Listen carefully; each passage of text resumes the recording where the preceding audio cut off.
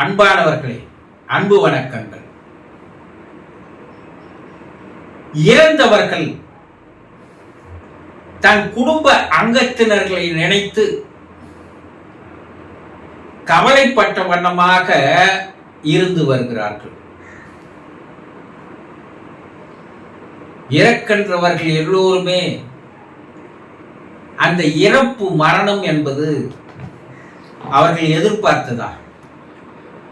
இல்ல குடும்பத்தில் இருப்பவர்கள் இறந்தவரை இவர் இறக்கப் போகிறார் என அவர்கள் எதிர்பார்த்தார்களா? இல்லையே. எதிர்பாராம நடக்கிற நிகழ்வு தானே அது. அப்படி எதிர்பாராத நடந்து ஒரு தந்தை, ஒரு கணவன் இறந்து போனால் அந்த தந்தையை என்ன நினைப்பார்? தன்னுடைய மனைவியை நாம் விட்டு வந்து விட்டோமே, தன்னுடைய பிள்ளைகளை நாம் விட்டு வந்து விட்டோமே, இனி யார் அவர்களை காப்பாற்றுவார்கள்? யார் அவர்களுக்கு பாதுகாப்பாக இருப்பார்கள்? அவர்கள் இனி எப்படி வாழ்வார்கள்? எந்த தைரியத்தில் அவர்கள் வாழ்க்கையை எதிர்கொள்வார்கள்? இப்படியெல்லாம் அவர்கள் நினைத்து கவலைப்படுகிறார்கள். தன்னுடைய மனைவியை நாம் விட்டு வந்து விட்டோமே, தான் இருக்கும் போதே நம்மை மதிக்காத பிள்ளைகள் இப்போது தன்னுடைய மனைவியை சரியாக வைத்து பாதுகாப்பார்களா, அல்லது புறக்கணிப்பார்களா, அல்லது அசிங்கப்படுத்துவார்களா, அலட்சியப்படுத்துவார்களா? அவளை ஏன் தனியாக விட்டு வந்து விட்டோம்? அவளையும் நாம் அழைத்து வந்திருக்கலாமே என்ற ஒரு பெரும் கவலையில், வேதனையில் தான் தகப்ப நிலையில், கணவன் நிலையில் இருக்கின்ற ஆண்கள், இறந்த ஆண்கள் கவலைப்படுகிறார்கள். பெண்களாக இருந்தால், தாயாகவோ மனைவியாகவோ இருந்திருந்தால், ஐயோ நாம் எதிர்பாராமல் இறந்துட்டோம், நம்ம கணவனை யார் காப்பாற்றுவாங்க? பிள்ளைகள் காப்பாற்றுவார்களா? நாம் தானே அவருக்கு எல்லாரையும் செய்து வந்தோம். அவருடைய ஆசா பாசங்கள், அவருடைய விருப்பங்கள், அவருடைய ஆசைகள் எல்லாத்தையும் பார்த்து பார்த்து பார்த்து நம்ம தானே செய்தோம். இனி அதை யார் அந்த பாசத்தோடு அன்போடு அவரை காப்பாற்றுவார்கள், பார்த்துக் கொள்வார்கள்? ஏன் இறைவன் இப்படி ஒரு பெரிய துன்பத்தை, துயரத்தை எனக்கு தந்து விட்டான் என்று அந்த மனைவி, தாயானவள், கணவன் உயிரோடு இருக்கும் போது இறந்து போகின்ற தாயோ மனைவியோ தன்னுடைய கணவனை, தன்னுடைய பிள்ளைகளை நினைத்து கவலைப்பட்டு கொண்டிருக்கிறார்கள். அல்லது குழந்தைகள் இறந்து போனால் அந்த குழந்தைகள் தன்னுடைய பெற்றோர்களை நினைத்து, நாம் இல்லாமல் எப்படி அவர்கள் வாழ்வார்கள்?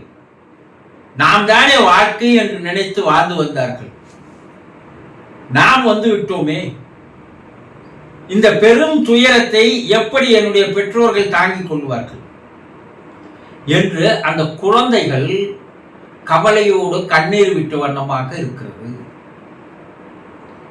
இது குறிப்பிட்ட காலத்திற்கு இறந்து போனவர்கள் தன்னுடைய குடும்ப அங்கத்தினர்களை நினைத்து நினைத்து பார்த்து கண்ணீர் விட்ட வண்ணம், கலங்கிய வண்ணம், பெரும் கவலையில், துன்பத்தில் இருக்கிறார்கள் என்பதை ஆய்வு உலக ஆராய்ச்சிகளின் மூலமாக தெளிவாக தெரிய வருகிறது.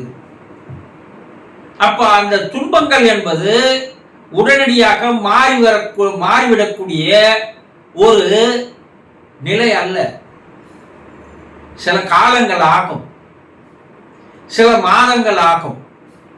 அது வரைக்கும் அவர்கள் தன்னுடைய குடும்ப உறுப்பினர்களை நினைத்து நிமிடம் தோறும், மணிதோறும், நாள்தோறும் அந்த குடும்பத்தினர் மீது அக்கறையோடு, அன்போடு அவர்கள் வாழ்ந்து வருகிறார்கள். ஏதோ இறந்துட்டாங்க, அவங்க நம்மளை மறந்துட்டாங்க, இனி நமக்கோ அவர்களுக்கு எந்த விதமான தொடர்பும் இல்லை, உறவும் இல்லை, அப்படி குடும்பத்தினர்கள் நினைத்தால் அது பெரும் தவறு. அவர்கள் நினைத்துக் கொண்டிருக்கிறார்கள், உங்களை நினைத்து கண்ணீர் விடுகிறார்கள், கவலையில் இருக்கிறார்கள் என்பதை இழந்த அந்த குடும்பத்தில் யாராவது ஒருவரை இறந்து போயிருந்தால் அந்த குடும்ப உறுப்பினர்கள் இதையெல்லாம் நினைத்து பார்க்க வேண்டும்.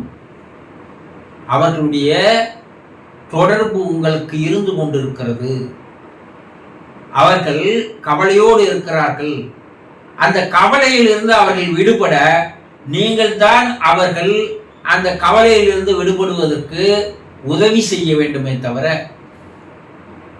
நீங்கள் அவர்களை புறக்கணிப்பது என்பது ஒரு பெரிய பாவத்திற்கு நீங்கள் ஆளாக மாறுகிறீர்கள். பெரிய பாவத்தை நீங்கள் தேடிக்கொள்கிறீர்கள். அப்ப இறந்து போனவர்களை நினைத்து நீங்கள் பிரார்த்தனை செய்யுங்க.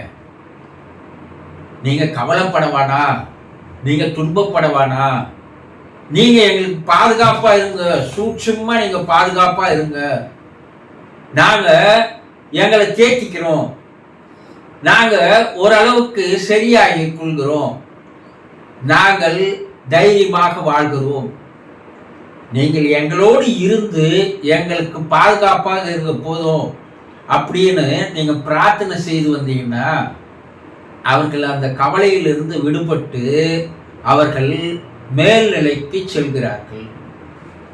அப்போ மேல இருக்கிற உயர்நிலை ஆன்மாக்கள் என்ன சொல்லுதுன்னா, இறந்து போன குடும்பத்தார் அந்த இறந்து போனவர் மனம் அமைதி அடைய, கவலையிலிருந்து விடுபட அவர்கள் பிரார்த்தனை செய்தால் ஒழிய அவர்கள் அந்த கவலையிலிருந்து விடுபட மாட்டார்கள். அதே கவலையில் அவர்கள் துன்பத்தில் இருந்து கொண்டே இருப்பார்கள். அப்ப அவர்கள் ஆன்மா சாந்தி அடையாது என்று கூறுகிறார்கள். ஆகவே நீங்க உங்க குடும்பத்தில் யாராவது இறந்து போயிருந்தா நீங்கள் அவர்களுக்காக பிரார்த்தனை செய்யுங்க. இந்த பிரார்த்தனை தான் அவர்களை போய் காப்பாற்றுமே தவிர வேறு எந்த விதமான வழிமுறைகளும் அவர்களை காப்பாற்றாது, கவலையிலிருந்து விடுபட செய்யாது என்பதை தெல்லம் தெளிவாக சரியாக புரிந்து கொண்டு இன்றையிலிருந்தாவது அவர்களுக்காக பிரார்த்தனைகளை செய்து வாருங்கள். இது உங்களுக்கும் நல்லது, அவருக்கும் நல்லது. சந்தோஷம்.